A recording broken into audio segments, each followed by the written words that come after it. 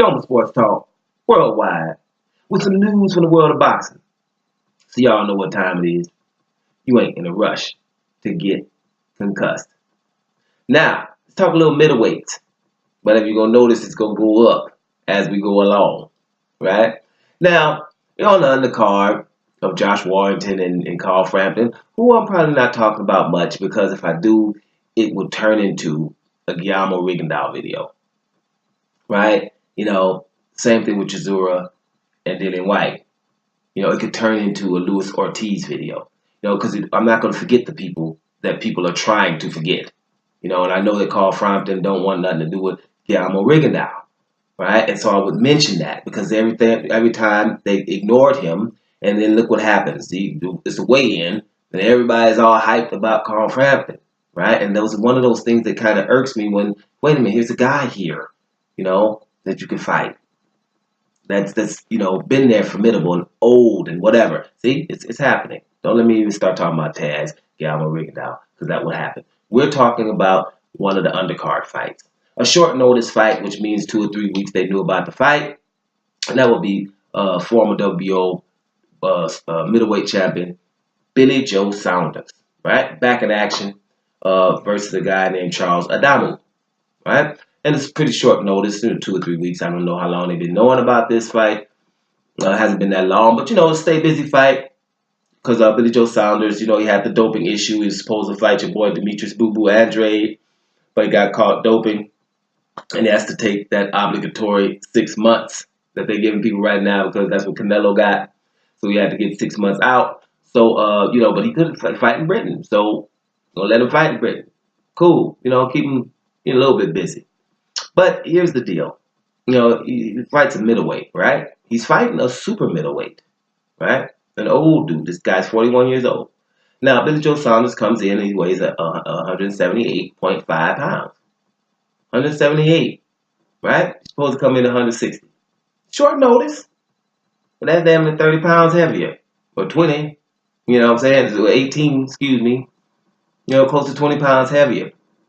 And if you found out about it a little while before, and you fight a super middleweight who ain't supposed to come in but 168, he only came in 5 pounds heavier. He came in 173, and he's 41 years old, which means he's living the life or close to it.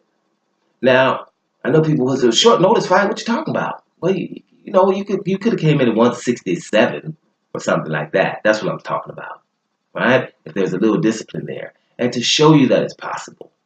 When Billy Joe Saunders was doped, that was very close to the fight with Demetrius Andrade.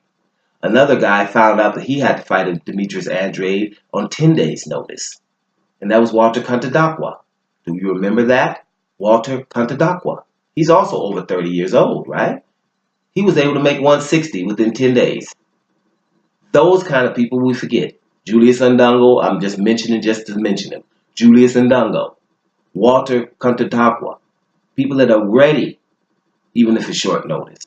Now, Billy Joe Saunders has a discipline problem, but he's very talented. So he gets away with it. In all sports, we see these guys that, man, if he would just apply himself a little bit more, he would be, right? Billy Joe Saunders is one of those. This is just an example of that. I thought that was very significant that he comes in that heavy, right? You know you fighting in a minute here.